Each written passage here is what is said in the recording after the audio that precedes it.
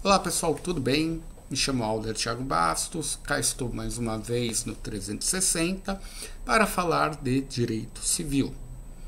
Hoje a temática a ser abordada será o vício oculto no Código de Defesa do Consumidor, vício redibitório e evicção, estes dois últimos previstos no Código Civil.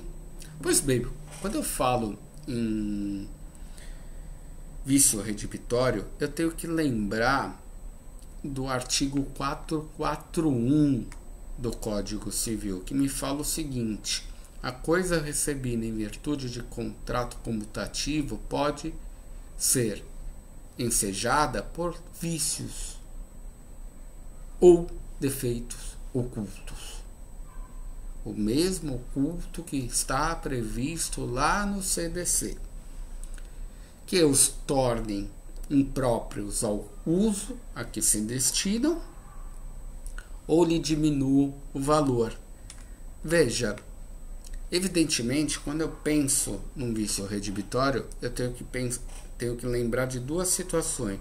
Primeiro, a má-fé, ou seja, o vendedor ele sabe, ele preconhece aquele vício, ele mascara aquele vício para que o comprador seja iludido, seja ludibriado a comprar o bem. Vamos exemplificar a situação para ficar mais fácil. Vamos imaginar que eu, Thiago, quero vender o meu carro. Posso vendê-lo? Sem nenhum problema. Preciso vender a uma concessionária? É obrigação que eu venda apenas a uma cadeia de consumo? Não, eu posso vender a outro particular, imaginando que os senhores ou as senhoras que me assistem neste momento queiram comprar o meu carro. Posso vendê-lo a vocês? Sem nenhum problema. Se eu vender o meu carro a vocês da seguinte forma: eu sei que o motor vai fundir amanhã, mais tardar depois de amanhã, sei que ele está ali no bico do corvo, utilizando uma gíria cotidiana e mais antiga. Quando eu penso num veículo nessas condições, eu tenho que lembrar que eu, como vendedor, estou tentando ludibriar vocês. E quando eu faço, estou agindo de má fé.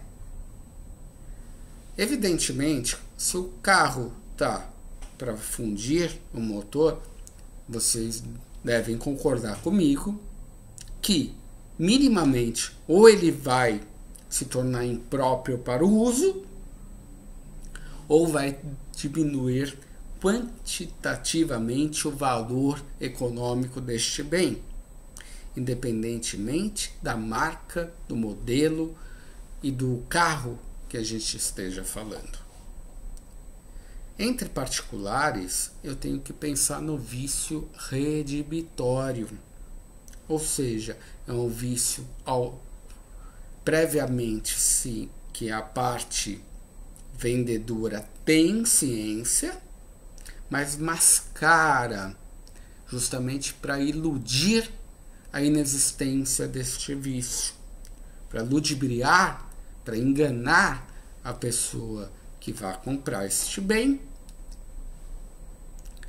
e por isso mantenha-se o preço padrão exigido. Uma coisa muito importante, quando eu penso em vício redibitório, galerinha, eu tenho que lembrar que é vício em bem material.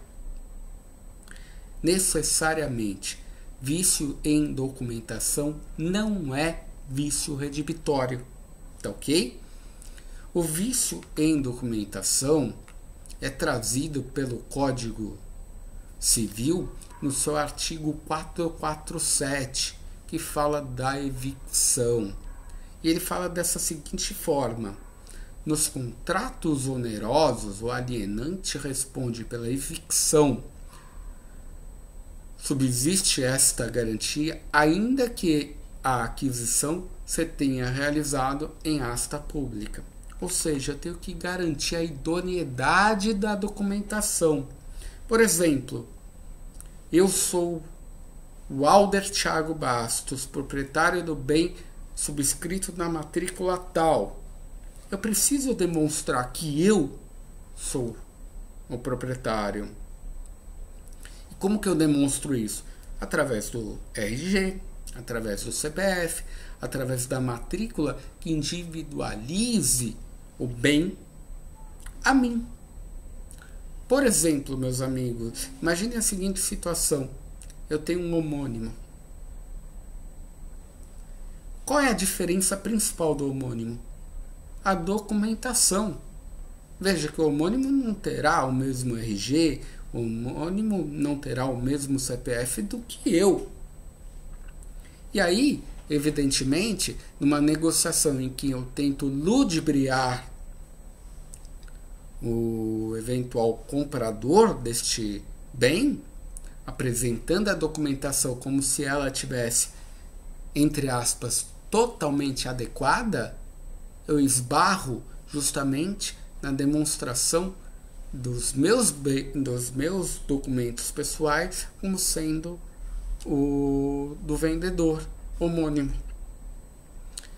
De novo, eu preciso caracterizar nessa hipótese a má-fé. Não trata-se de uma pré-concordância. A responsabilidade pela evicção se dá pela continuidade e idoneidade dos documentos apresentados, ok? Então, toda vez que eu falar em evicção, eu tenho que lembrar que não é um vício material, mas é um vício documental, que pode também diminuir o valor do bem ou pode o tornar impróprio. Impróprio para consumo? Não, mas impróprio para transferência. Eu não posso adquirir esse bem porque a evicção não está bem alinhada nesta hipótese. Tá ok?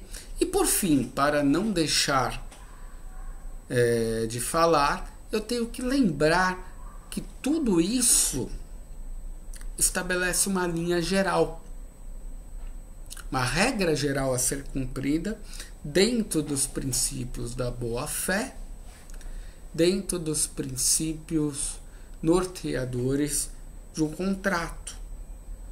Evidentemente, se não comprovada a má-fé do vendedor, dificilmente será caracterizada na prática o vício redibitório ou a evicção.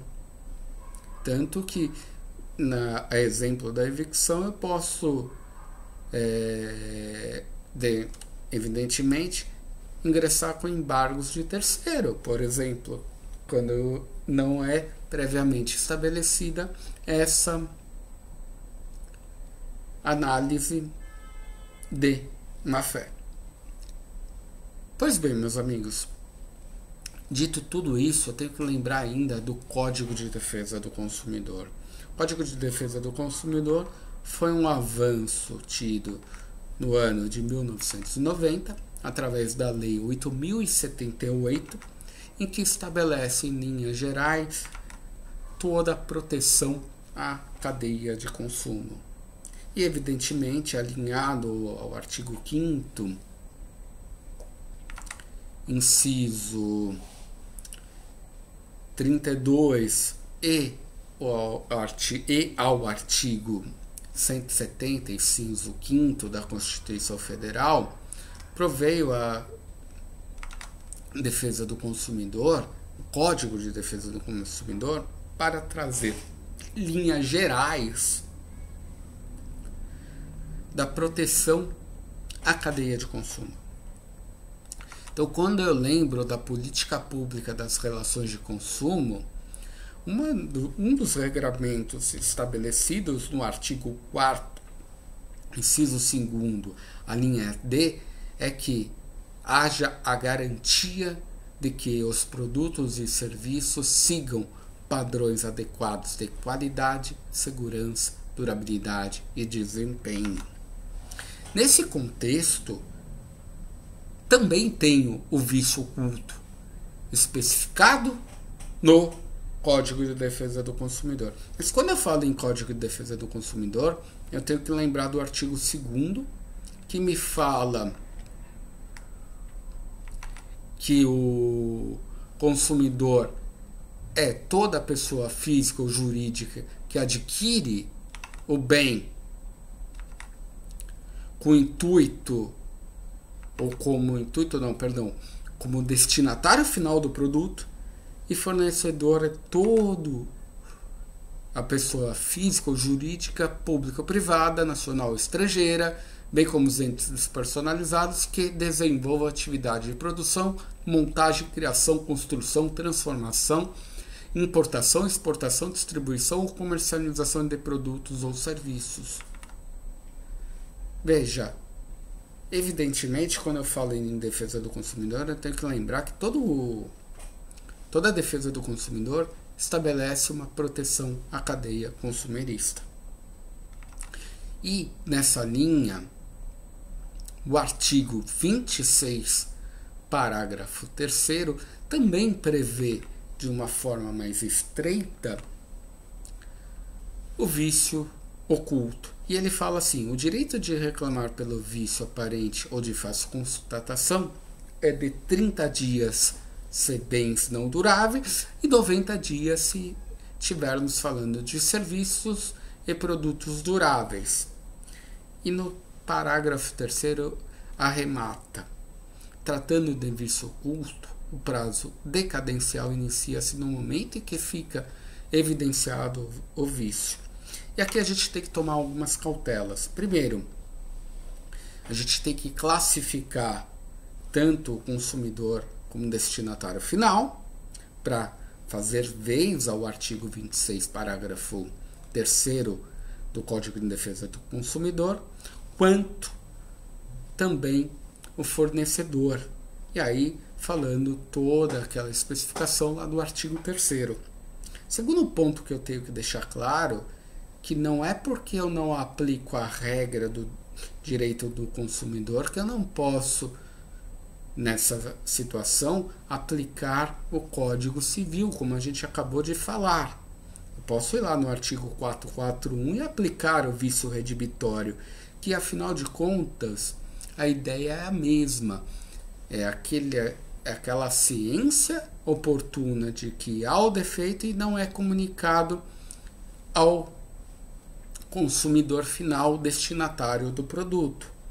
E por isso o Código de Defesa do Consumidor vem alinhando-se ao Código Civil em defesa do consumidor. Tá ok? E eu tenho que lembrar ainda, meus amigos, que o vício oculto ele deve ser reclamado dentro do prazo decadencial estabelecido no artigo 26, artigo 26, inciso 1º e 2º do Código de Defesa do Consumidor, sendo essa matéria dioturnamente requisitado em exames de ordem. E não só em exames de ordem, em concursos públicos também. Com isso, meus amigos, trago aqui um fechamento da aula, demonstrando que tais casos são reflexo, por exemplo, do RESP 991317 do STJ, julgado pela 3ª turma, ou mesmo o RESP 1.123.004, julgado pela relatoria do ministro Mauro Campbell, que também discutiu o momento em que o vício oculto ele é estabelecido no prazo decadencial do Código de Defesa do Consumidor, entre outros julgados. Meus amigos, não deixem de nos acompanhar. Forte abraço, fiquem com Deus.